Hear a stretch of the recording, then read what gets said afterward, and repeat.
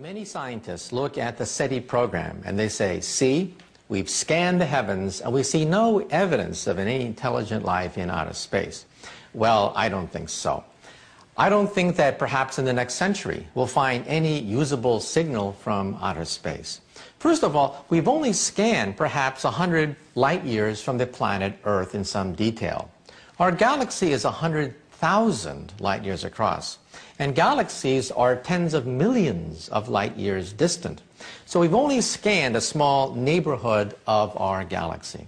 Second of all, we've only looked at frequencies near the frequency of hydrogen. That's silly.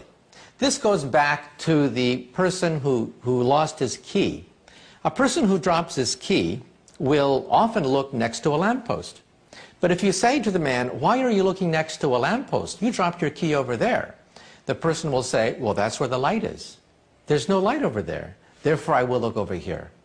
We look at hydrogen frequencies because they're convenient. However, scientists don't think that these aliens will communicate at hydrogen frequencies. Perhaps they use laser technology. We've only barely begun to scan other frequencies. Therefore, we have to look at the broadband. Also, when you communicate across vast distances, we sometimes take a signal and chop it up. And then we send each piece and it reforms at the other end. That's how the internet works. Email is chopped up, sent through various cities, and is reformed at the other end. But if you were to intercept one fragment of email, you'd get nonsense, gibberish until it's reformed. Therefore, in outer space, they probably send signals not on one frequency, but perhaps on the entire spectrum, so that a passing star will not interrupt the entire signal. Then at the other end, they reassemble the signal.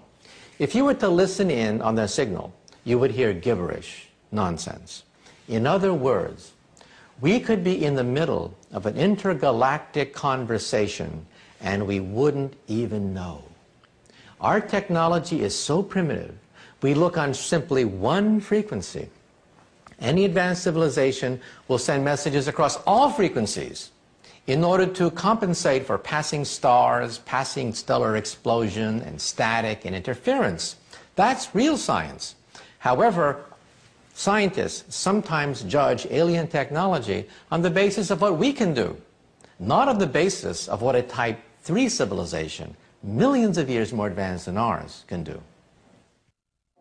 There is the famous Fermi paradox. That is, if there are extraterrestrial beings out there, then where are they?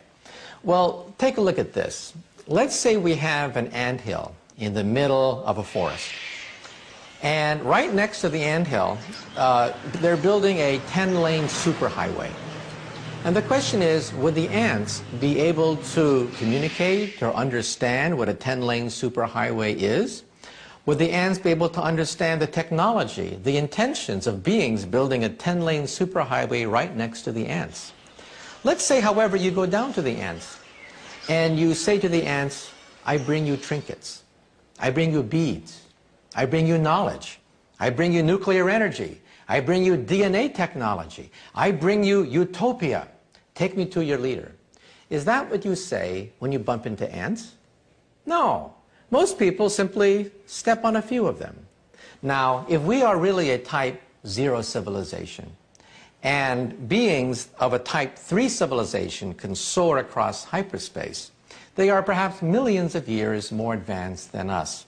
The distance between us and ants would be the same comparable distance between Type 3 and a Type 0 civilization. In other words, we are so arrogant, we're so conceited that we say they must visit us. We're so important that they're going to interrupt all their business just to come to us and give us a little bit of super technology. I don't think so.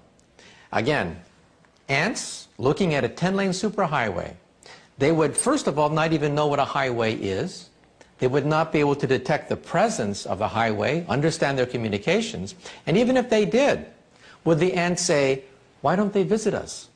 Why don't they come and bring us this fantastic technology of ours? I don't think so. Other than the question of perception, scientists point to physics-related problems to disprove the theory that we are being visited by extraterrestrials. Their main argument, of course, is the expansive distances that separate the stars, which seem at first glance uncrossable, even traveling close to the speed of light. In physics, we have something called the giggle factor. That is, anyone talking about UFOs will find themselves drummed out of the scientific community.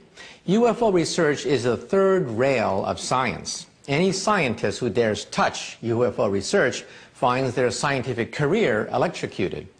However, I think we have to look at the long-term perspective.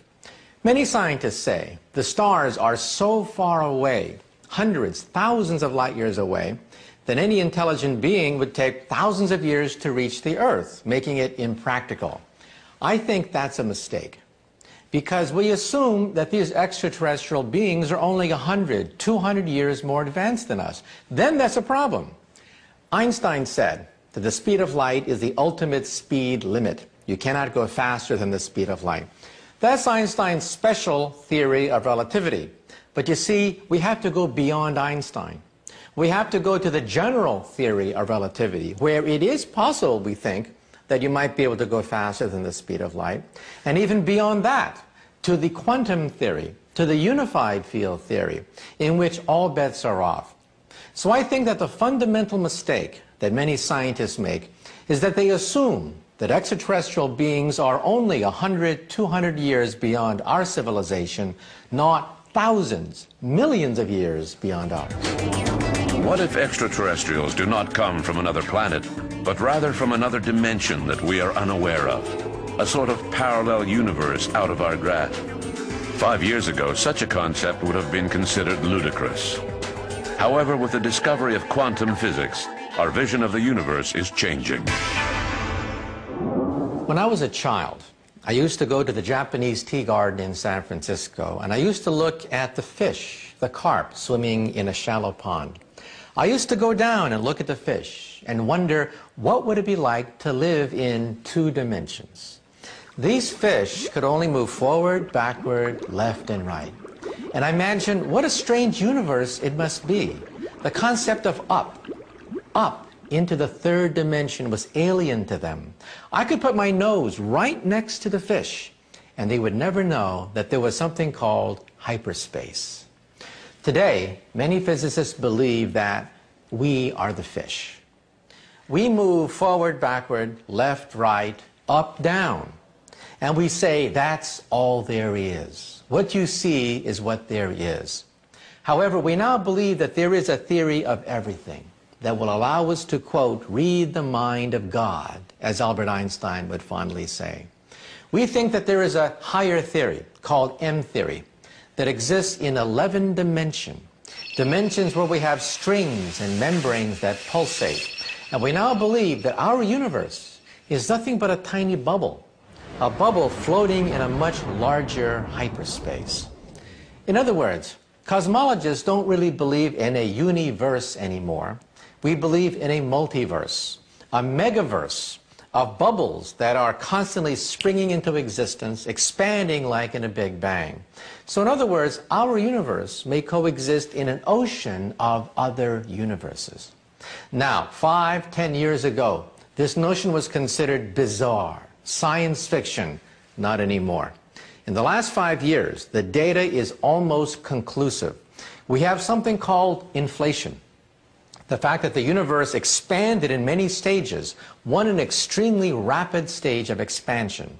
The only way to explain this rapid expansion is to assume that our universe is a bubble, coexisting with other bubbles in a multiverse, in a megaverse of universes.